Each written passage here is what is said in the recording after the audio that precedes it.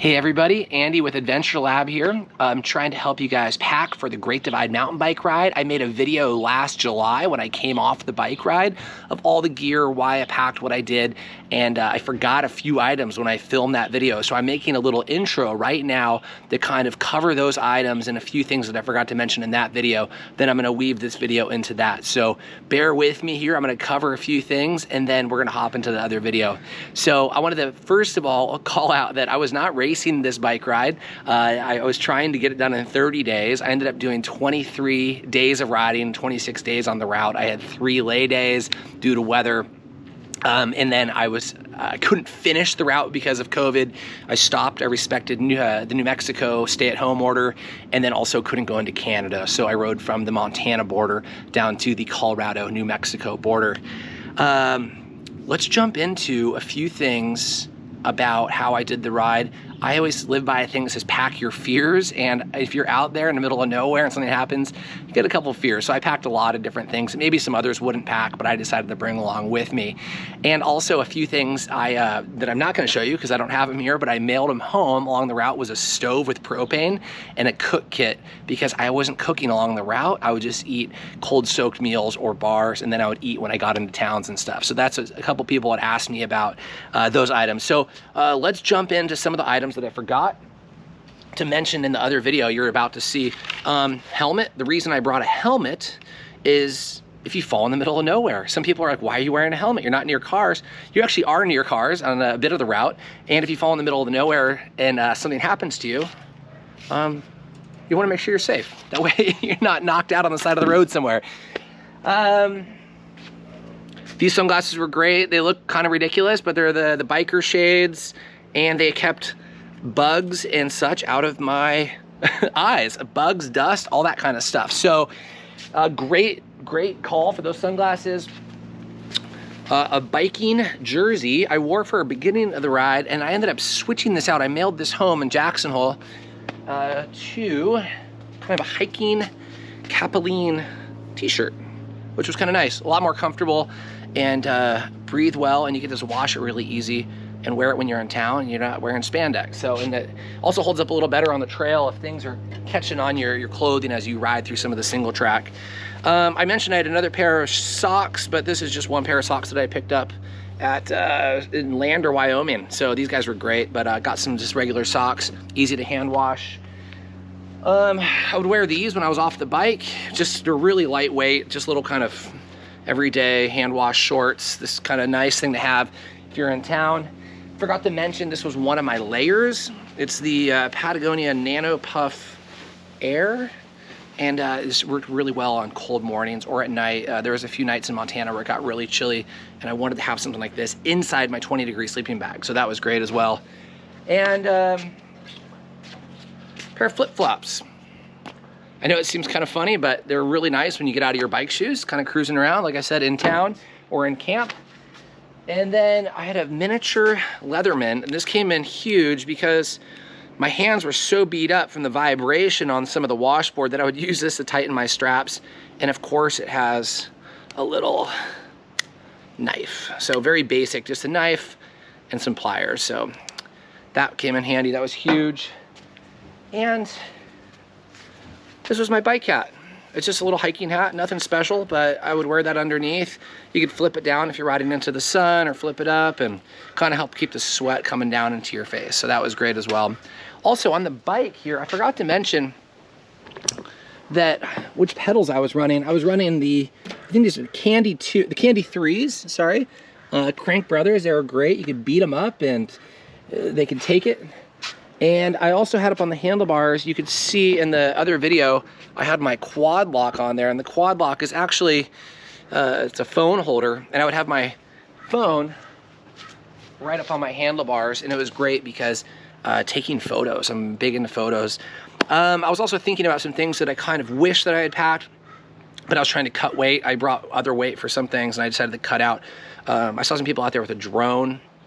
That seemed really cool. You get some great shots with a drone and a GoPro. Those are two things that I think I would have brought, you know, if you're gonna cut out maybe a stove and a camp kit, and then maybe bring those instead to kind of document My whole thing was on the ride, I would kind of ride bigger, longer days and try to get to town to enjoy the local culture, have a cold beer, have a hot meal, things like that.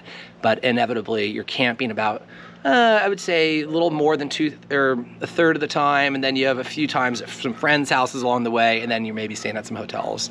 So without further ado, I'm going to weave this in to the video that I made last July. I hope you guys all enjoy and have a great ride out there. Hey guys, my name's Andy Stout, and I just finished riding the Great Divide mountain bike route. Didn't do the whole thing because of travel restrictions, so I started in Roosville on the border with Montana and Canada, and I went down to Horcha, Colorado, which is on the border with New Mexico, and I stopped there because of other travel restrictions. So just doing this video quickly because I had a lot of questions about the bike itself. And I had a lot of people wondering how I packed, what I packed, why I packed it, and stuff like that. So kind of bear with me. I'm going to go into some details about kind of everything, because a lot of thought went into doing this, because you're on these dirt roads and you are out there for quite a long time kind of with what you have. So I'm going to start with the bike first. So I chose, this is the Surly ECR, and it's a rigid bike, and it has 29-inch tires, and they're 3 inches wide. So, and the reason I went with the Surly ECR rigid frame is because it's one less thing that could break. If some kind of steel breaks, you could always weld it. And I went with the 3-inch tires and the 29er because that's kind of like acting like your suspension. So it has stands tubeless in there, so these are running tubeless, so if you get a flat, it kind of helps itself. And then obviously the disc brakes and things like that. So also on the bike, I did a Brooks saddle, and this is a saddle that I've owned for a really long time. Come check it out here, and it worked really well.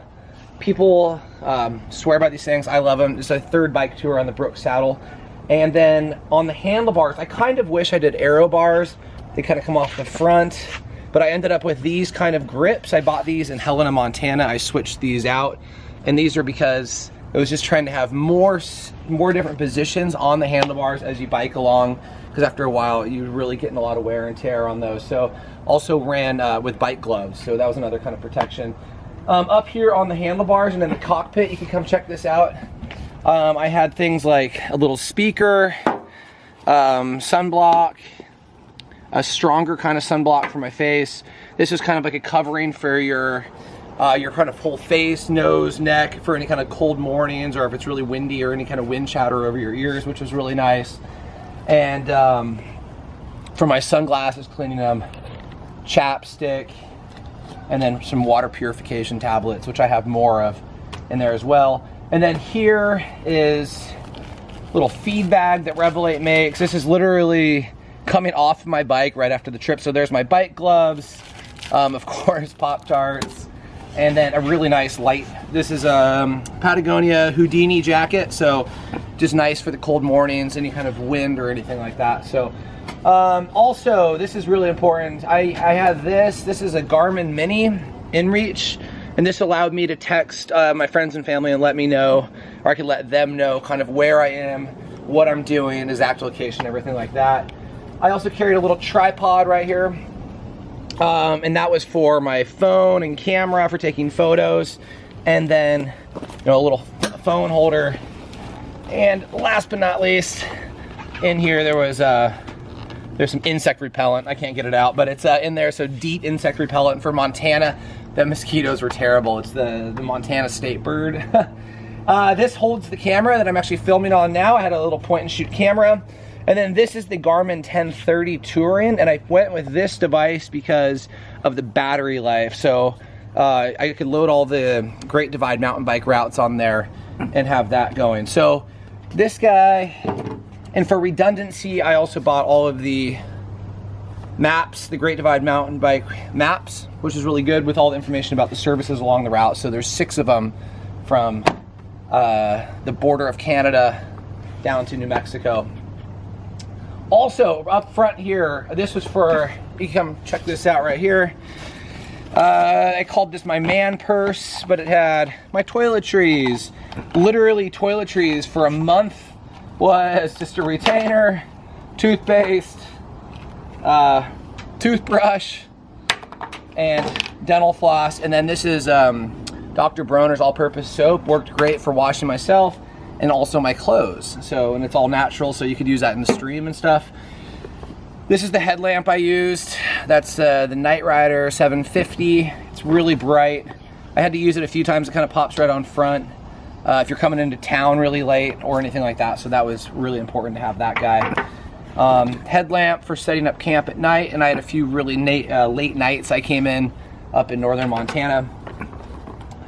I had a buddy do this a few years ago. He told me to run with 2 battery packs, so I ran with these 2 different battery packs. I would charge them up when I had a chance, maybe at a hotel night or at a restaurant or something. So 2 battery packs, a journal. I like to journal about my ride each day, kind of things that I saw, and maybe mileage and stuff like that. Little charging cords, things like that. Nothing too wild, but yeah, it's just all your charging cords, stuff like that for your electronics. These are the rest of the maps that I was running with there. And these bags are all the Revel 8 bags. I think they're out of Alaska. They make great stuff. So if you come check out right here, this is a lot of people on both sides. You can see just a lot of different water. It's about 5 liters of water there, and then water down on the bottom.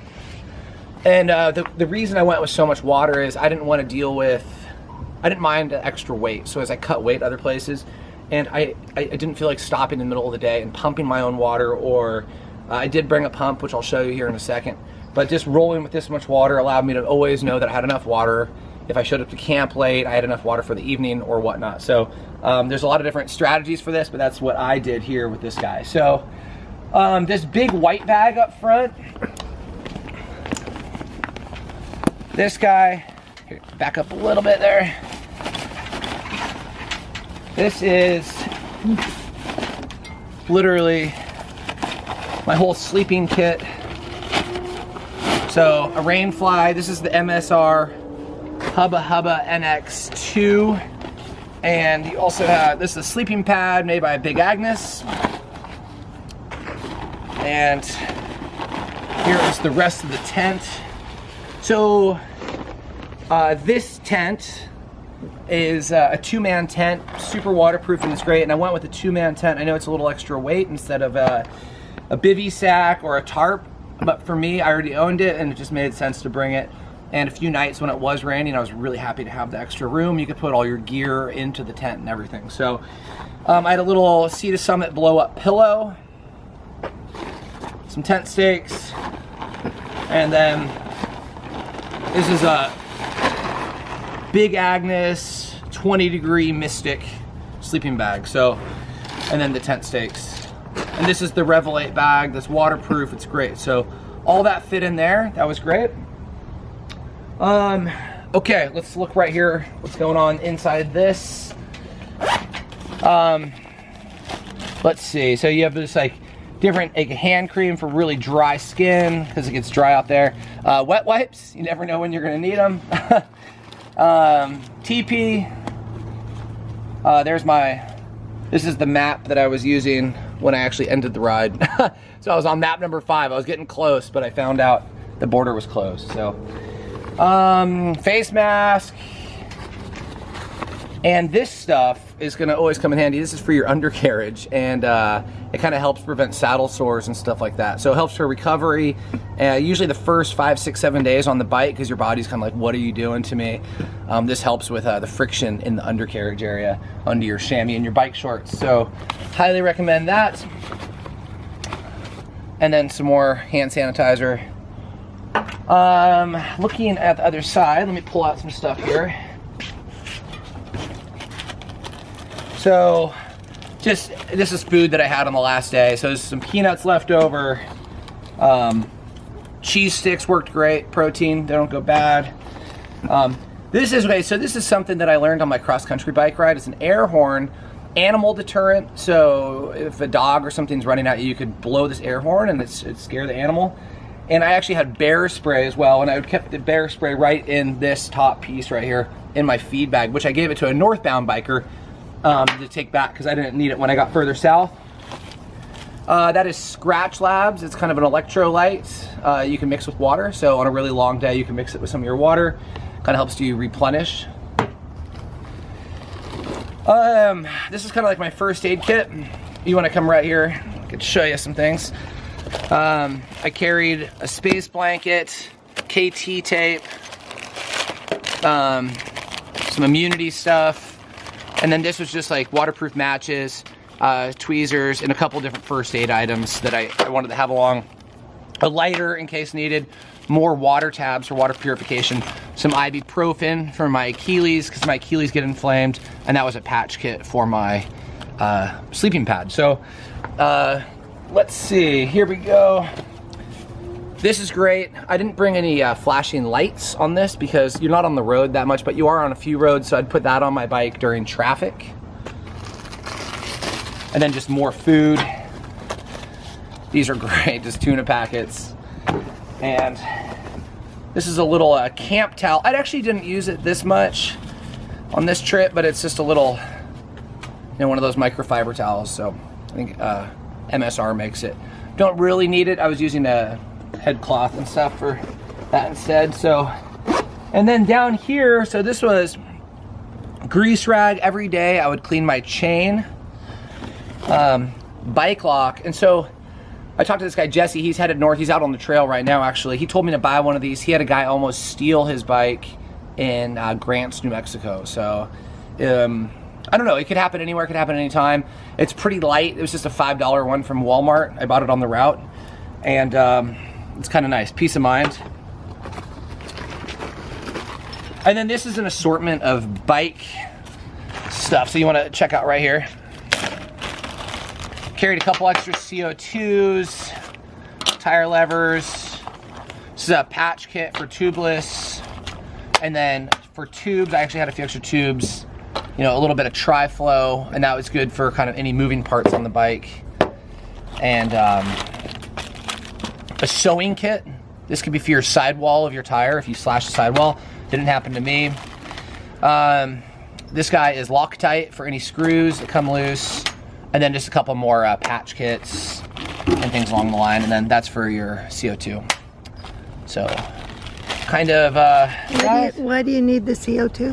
The CO2 kind of helps fill up the tires. So, yeah, the CO2 it helps you get me back to PSI. So I ran about 30 PSI on the tires. It was a little heavy on the PSI, but I usually used a floor pump when I had a chance. So this is what I was using, the dry chain lube, almost gone. I was using that daily with the little rag. Extra Ziplocs. You never know when you're gonna need them. Food for anything, keeping stuff dry.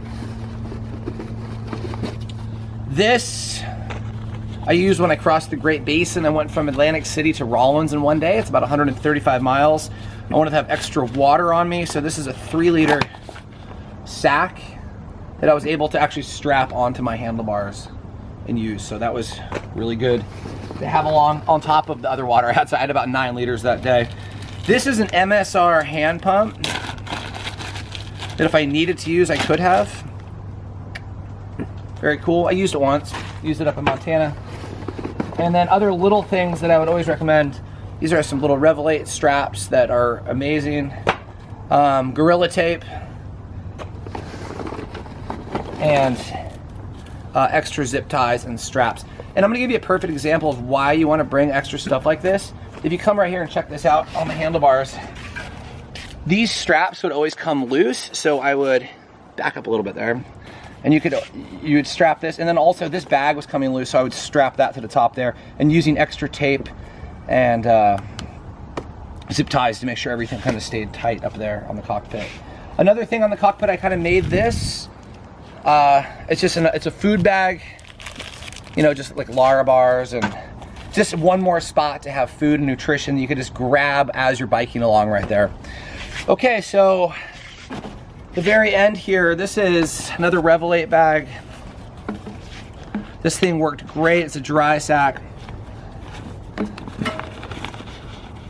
And this is literally, like I said, coming off the trail that I just finished. So this was and is a really heavy duty waterproof jacket that I would highly recommend. It's inside another waterproof bag. I would carry it right up here on rainy days, and so I could easily get to it. But it's a, I think it's the Patagonia Triolite jacket, and this thing saved me a few times up in the Rockies. So, also, I was biking. These were some outer mountain bike shorts that I used over my bibs, and they were great because your bibs don't get too cut up, and you also had a few pockets in the front, which was nice for when you're in town. I was running with some Specialized bibs, which were great. I highly recommend bibs over the biking shorts. They kind of all stay in one place. And then this is actually something I bought in the Tetons. It's a fishing shirt, but it protects you from the sun, and it has a hood. So that was really important on the hot days. Just another baggie. Put this bike down. And then this is a Patagonia puffy that I was riding with for cold nights, windy days. And this guy, extra pair of socks, don't really need them. These are sun covers for your legs and arms, stuff like that. And then an extra bandana. You never know what's gonna come in handy. You can put it underneath your helmet, protects you from the sun. Arm cover. And so these are 2 tubes. Even though I was running tubeless, if worst case scenario, I could have put tubes in and gotten back to civilization wherever I was, or hiked my bike out at a certain point. So that's pretty much everything for my 2020 bike tour from Roosville down to Horcha, Colorado. It was an awesome ride, met some amazing people, and I just wanted to share everything that I kind of had. If you have any kind of questions or anything, just send me a message. Okay, thank you, bye.